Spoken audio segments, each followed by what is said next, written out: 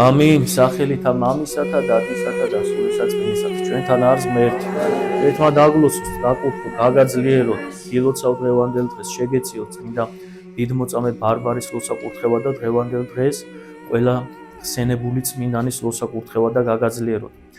ორიოდე სიტყვა ვთქვათ და გავიხსენოთ წმინდა დიდმოწამე ბარბარის ღვაწლი, რომ როდესაც ხშირად ვახსენებთ, რომ როდესაც ჩვენ კითხულობთ, ვეცნობით წმინდანთა ცხოვრებას, წმინდანები ლოცულობენ ჩვენთვის.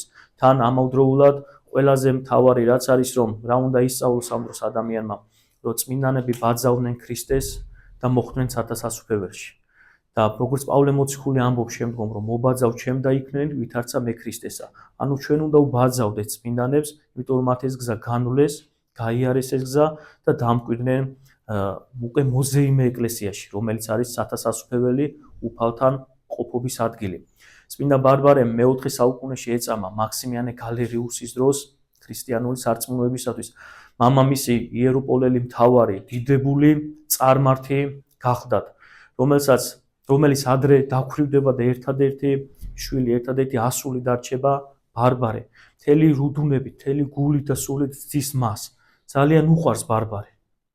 და ბარბარეს ყველანაირად ადამიანთა თვალთაგან მოშორებით ძდიდა.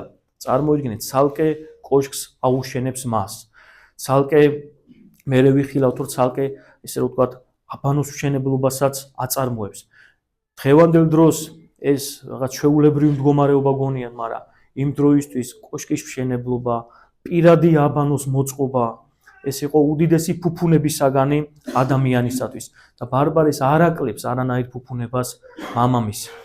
კოშკში გამოკეტილი ბარბარე, ნახეთ, როგორ განიბრძნობა ნელ-ნელა არ და წარმართულ ოჯახშია დაბადებული, წარმართული იდეოლოგიით იზრდება და ბარბარე უყურებს სარკმლიდან დღისითო ტყის მშვენიერებას, მდინარეის მშვენიერებას, ხედავს მოფრინავე ჩიტებს, მათ ჭიქ-ჭიქს, ასევე ღამეო ცის ყველა მნათობს უყურებს და ასე დღითი დღე წარმართი, რომელიც იზრდებოდა მრავალ ღმერთიანობის სწავლებით, მიდის იმ შეგნებამდე, რომ ამ ყველაფერს არა მრავალი ღმერთი უნდა ყავდეს და მრავალი შექმნილი, როგორც მას წარმართი მასწავლებლები ასწავლინენ, არამედ უთუოდ ერთი შემოქმედი უნდა ყავდესო ამ ყოველივესო.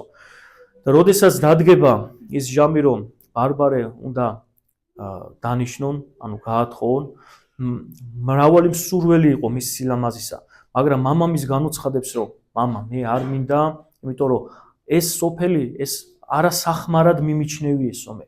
ანუ არაფრად არ მიმიჩნევიეს ამ ქვეყნიური ყოველივე მეო და შესაბამისათო არც დაქორწინებაზე და არც აი ბედნიერებაზე მინდა რომ ნაბიჯი გადავდგავ ამ ბედნიერებისათვის. მამამის გაუკვირდება, ეტყობაო, მარტო რო იზრდებაო და მარტო რომ მყავს ესე გამოკეტილი. ამიტომ ამბობს ამ ყველაფერზე უარსო და მისცემს საშუალებას აირჩიოს მეგობრები, გავიდეს ხალხში. და მართლაც ესე მოხდება, რომ ეს მეგობრები, ვისაც აირჩევს ამ მეგობრებს, მათაგანი მრავალი ქალწული აღმოჩნდება ქრისტიანი და ქრისტეზე უქადაგებენ უკვე. და ამის შემდგომ ხუცესიც ჩამოვაო ალექსანდრიიდან და ხუცესის ხელით განისწავლება კიდე და მიიღებს ნათლისღებას. ამ პერიოდში მოგეხსენება ცნობილი ისტორია, რომ მამა, როდესაც ხსენებული ვახსენეთ, აბანოს უშენებს და დაავალებს ორი სარკმელი, ანუ მციური მნათობე მზისა და მთვარის საპატივცემულოდ ორი სარკმელი გაუკეთონ ამ აბანოს. ხოლო თვითონ წავა სხვა საქმეზე. როდესაც ბარბარე იხილავს ამ მშენებლობას, ბარბარე ღვთის განსადიდებლად ეტყვის, რომ მოდი სამი სარკმელი გაუკეთე, დაავალებს მუშებს ყოვლადწმინდა სამების სახელზე, მამისისა და სულიწმინისა, რომ ამით მიეყვანა მის გარშემო ყოფი ადამიანები და აღემაღლებინა მათი ცნობიერება ყოვლადწმინდა სამების შეცნობამდე. და როდესაც დაბრუნდება მამა და იხილავს ამას, იკითხავს, თუ რატომ აღაშენა ბარბარემ დამავალაო, აი ბარბარეს შეეკითხება უკვე, რატომ დააყოლებინა მესამე ფანჯარა. იტყვის, რომ უკვე დაიწყებს მამის სწავლებას, რომ ყოვლადწმინდა სამების შესახებ, ანუ ერთი ღმერთის სამები თაყვანისმული ღმერთის შესახებ დაიწყებს მამასთან სწავლებას და აი ეს მამა, რომელსაც ესე უყვარდა ბარბარე, რომელიც ესე რუდუნების დიდა, როდესაც ბარბარე მის წინააღმდეგ წავიდა, מחვილიც იშიშვლა და სადარო განეგმირა. ბარბარეს ასწავლებელად გადაურჩევა, გაიქცევა, მამაც მისდევს, წარმოიდგინეთ. კლდეებს შეეფარება ბარბარე, გამოქვაბულს დამკვიდრება და ცოტა ხნის მერე წყემსების დახმარებით იპოვიან ბარბარეს. წარადგენენ, თვითონ მამა წარადგენს სამჟავროს წინაშე, ქალაქის თავრის წინაშე. ქალაქის თავარიც მოიხიბლება მისი სილამაზით და ეტყვის, რომ არა უშავსო, შეინანეო და კერპების გულის მოსაგებათო, ღმერთების გულის მოსაგებათო. მსხვერპლი შესწირე კერპებსო და ამით შეინანე შენი განდგომა კერპებისგან. და ზუსტად ფსალმუნის სიტყვებს მოიყვანს მე ბარბარე, რომ შენ არ ახსმენიაო, რომ კერპებსო თვალები აქვს და არ ხედავენ, ყურები აქვს და არ ესმის, პირ აქვს და არ მეტყველებენ და ემსგავსნენ ესე მოქმედნი მისნი, ანუ ვინც თაყვანისცემს და ეთაყვანება, ისინიცო სულიერათო ბრმები, ყრუები და მუნჯები არიანო.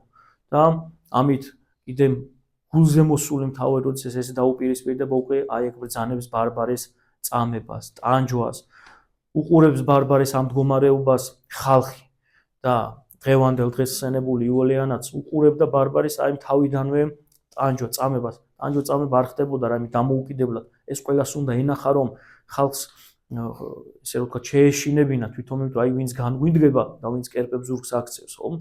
მათ ესეთი ბედი ელის და პირიქით ხედრობის ნაწილიც კი იულიანაც კი მივა მერე ქალაქის თავთან და ეტყვის, რომ აი ზუსტად მეც ქრისტიანი ვარ და ბარბარესთან ერთად დაუწყებენ იულიანესა წამებას. საფყობილეში შეაგდებენ, საფყობილეში თვით უფალი განკუნავს, უფალი წარდგება მის წინაშე და როდესაც გონებენ, რომ როდესაც უნდა დასაჯონ, ფეხზე ვერ იდგება ბარბარე სრულიად გამოჯამრთელებული იქნება და თავიდან ამას კერპებს მიაწერს. ქალაქის თავი კერპებმა უშველესო და შემდგომ უფრო უმეტეს ტანჯვას მიაყენებს ბარბარეს და საბოლოოდ უკვე მიეჯება თავის კვეთა და მამის ხელით მიიღებს სიკვდილს წმინდა ბარბარე და რაჟამს დიოსკორე თავს მოკვეთს, სეციდან გარდამოდინებული მეხი სრულიად ფერფლად აქცევს და მისი არაფერი ნაწილიც კი აღარ დარჩება სამყაროში. მე მობერილი ქარი გაფანტავს.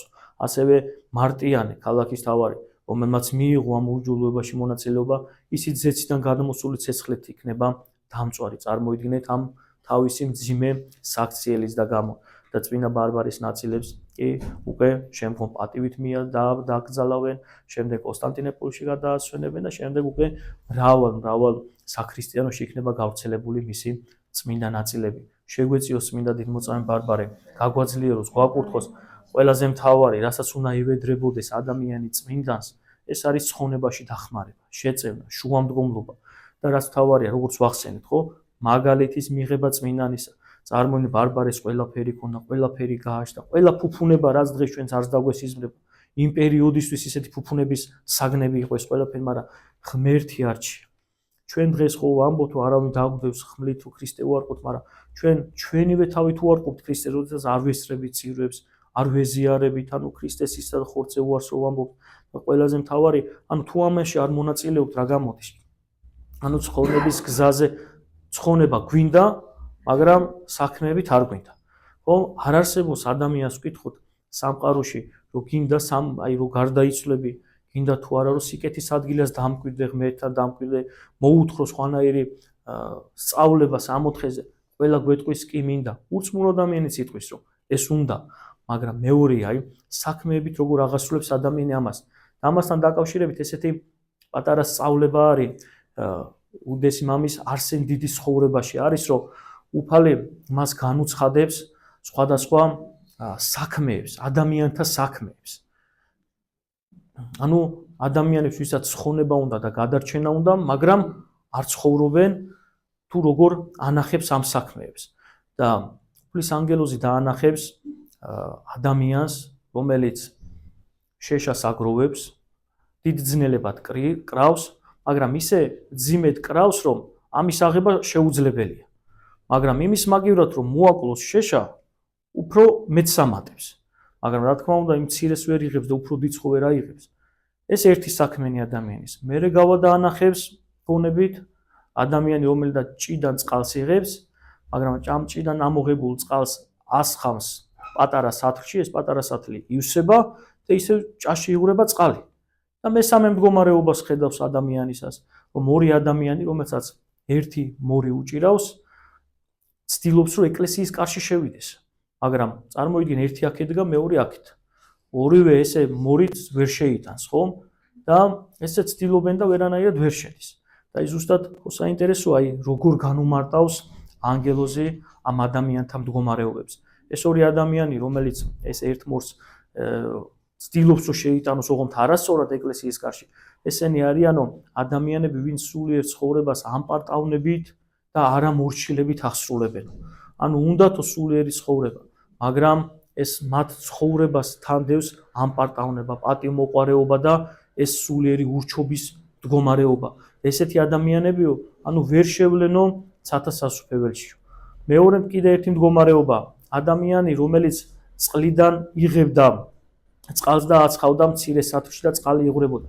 ეს იმ ადამიანების მდგომარეობაო, ვინცო სათნოებებს აღასრულებსო, ოღონდო სათნოებებს აღსრულების ჟამსო, ცოდვასაც არ უტევებსო და ანუ ეს სათნოებები უკან იღვრებაო. ხშირად არის რომ ადამიანები ხშირად ახსენებენ სხვადასხვა სათნოებებზე, ლაპარაკობენ სიყვარულზე, სიკეთეზე, ასე შემოწყალებაზე, მაგრამ რა ხდება ამ დროს? ცოდვებს არ უტევებენ ადამიანები. და ეს სათნოება იღვრება, ანუ არ რჩება. ეს ნიშნავს, რომ ვაშენებდე სახს, ერთ აგურს დებდე, ორს უკან ვიღებდე, სახს ხო ვერა ვაშენებ. და მესამე მდგომარეობა როგორ განუმარტა, რომ ადამიანი, რომელიც ბევრ დიდ ძნას კრავდა, შეისწადა, ვერანაირად ვერ წევდაო. ეს ის მდგომარეობაა, როდესაც ადამიანებიო ცოდვაზე ამატებენო. ეს ხო შეშას ამატება. იმის მაგერად, რომ შეშა გაენახევრებინა, ანუ შეენანებინაო, იმის მაგერად, რომ ცოდვაზე ამატებდნენო და ამიტომაც ადამიანი ღვთისაკენ და ზეთისკენ ვერ მიდისო. და ესეთი სწავლებაა ზუსტადაც, რომ საიდან დავიწყე წმინდანებს ვევედროთ, ხნეობა, გაძლიერება, ერთგულება, ცოდებთან ბრძოლი ძალა მოგცე. ყველა წმინდანი, რომელიც ცხონდა, ცოდებს შეებრძოლა და დაამარცხა ცოდები და ძალა მოგცეს, რომ ჩვენც იგივე გზას გავყვე და შეგვეციონ სულიერი ცხოვრების გზაზე. ღმერთმა დაგლოცოთ, გაკურთხო და გაგაძლიეროთ. ჩვენთან არის ღმერთი. ამინ. გაიგეთ.